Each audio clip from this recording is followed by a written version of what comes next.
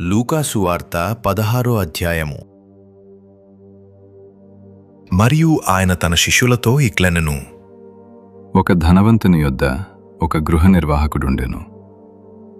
వాడతని ఆస్తిని పాడు చేయుచున్నాడని అతని యొద్ద వాని మీద నేరము మోపబడగా అతడు వాని పిలిపించి, నిన్ను గూర్చి నేను వినుచున్న ఈ మాట ఏమిటి? నీ గృహ నిర్వాహకత్వపు లెక్క అప్పగించుము. నీవు ఇక మీదట గృహ నిర్వాహకుడవై ఉండవల్ల కాదని వానితో చెప్పెను. ఆ గృహ నిర్వాహకుడు తనలో తాను, నా యజమానుడు ఈ గృహ నిర్వాహకత్వపు పనిలో నుండి నన్ను తీసివేయును గనుక నేను ఏమీ చేతును? త్రవ్వలేను, భిక్షమెత్త సిగ్గుపడుచున్నాను. నన్ను ఈ గృహ నిర్వాహకత్వపు పని నుండి తొలగించినప్పుడు వారు నన్ను తమ ఇండ్లలోనికి చేర్చుకొనున్నట్లు ఏమీ చేయవలెనో నాకు తెలియననుకొని తన యజమానుని రుణస్థులలో ఒక్కొక్కని పిలిపించి, నీవు నా యజమానునికి ఎంత అచ్చియున్నావని మొదటివానినడిగెను. వాడు 100 మణుగుల నూనె అని చెప్పగా, నీవు నీ చీటి తీసుకొని త్వరగా కూర్చుండి ఏ 10 మణుగులని రాసికొమ్మని వానితో చెప్పెను. తరువాత వాడు, నీవు ఎంత అచ్చియున్నావని మరి ఒకని నడుగగా వాడు 100 తూముల గోధుమలని చెప్పినప్పుడు వానితో, నీవు నీ చీటి తీసుకొని 80 తూములని వ్రాసికొమ్మని చెప్పెను. అన్యాయస్థుడైన గృహ నిర్వాహకుడు యుక్తిగా నడుచుకొనెనని వాని యజమానుడు వాని మెచ్చుకొనెను. వెలుగు సంబంధుల కంటే ఈ లోక సంబంధులు తమ తరమును బట్టి చూడగా యుక్తిపరులైయున్నారు. అన్యాయపు సిరి వలన మీకు స్నేహితులను సంపాదించుకొనుడి.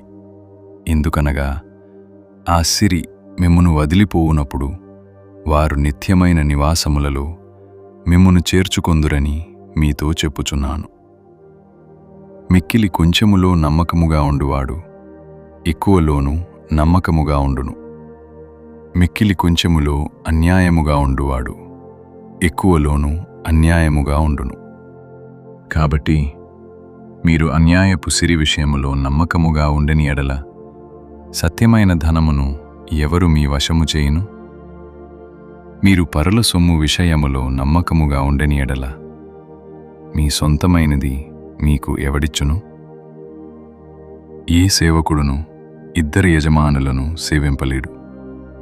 వాడు ఒకని ద్వేషించి ఒకని ప్రేమించును, లేక ఒకని అనుసరించి ఒకని తృణీకరించును.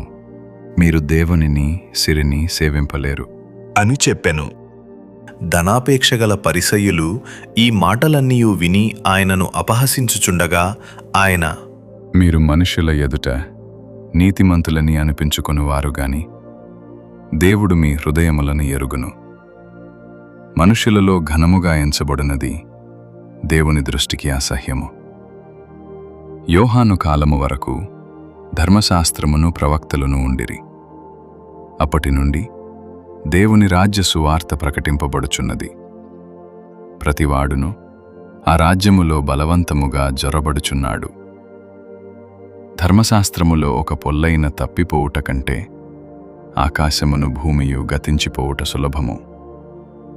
తన భార్యను విడనాడి మరియొకతను వివాహము చేసుకొను ప్రతివాడు వ్యభిచరించుచున్నాడు. భర్తను విడిచిన దానిని వివాహము చేసుకొనువాడు వ్యభిచరించుచున్నాడు. ధనవంతుడొకడుండెను. అతడు ఊదారంగు బట్టలను సన్నపు నార వస్త్రములను ధరించుకొని ప్రతిదినము బహుగా సుఖపడుచుండువాడు. లాజరు అను ఒక దరిద్రుడుండెను.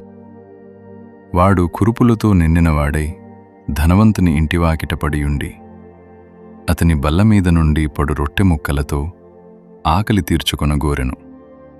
అంతేకాక కుక్కలు వచ్చి వాని కురుపులు నాకెను. ఆ దరిద్రుడు చనిపోయి దేవదూతల చేత అబ్రహాము రొమ్మున ఆనుకొనుటకు కొనిపోబడెను. ధనవంతుడు కూడా చనిపోయి పాతిపెట్టబడెను. అప్పుడతడు పాతాళములో బాధపడుచు కన్నులెత్తి దూరము నుండి అబ్రహామును అతని రొమ్మున ఆనుకునియున్న లాజరును చూచి, తండ్రివైన అబ్రహామా, నాయందు కనికరపడి తన వ్రేలి కొనను. నీళ్లలో ముంచి నా నాలుకను చల్లార్చుటకు లాజరును పంపుము. నేను ఈ అగ్నిజ్వాలలో యాతన పడుచున్నానని కేకలు వేసి చెప్పెను. అందుకు అబ్రహాము, కుమారుడా, నీవు నీ జీవితకాలమందు నీకిష్టమైనట్టు సుఖము అనుభవించితివి. అలాగుననే లాజరు కష్టము అనుభవించనని జ్ఞాపకము చేసుకొనుము. ఇప్పుడైతే వాడు ఇక్కడ నెమ్మది పొందుచున్నాడు, నీవు యాతన పడుచున్నావు.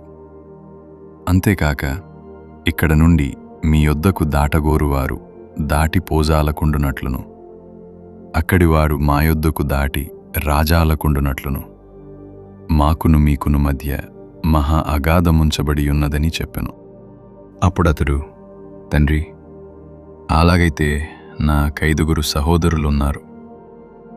వారును ఈ వేదనకరమైన స్థలమునకు రాకుండా వారికి సాక్ష్యమిచ్చుటకై నా తండ్రి ఇంటికి వాని పంపవలెనని నిన్ను వేడుకొనుచున్నానెను.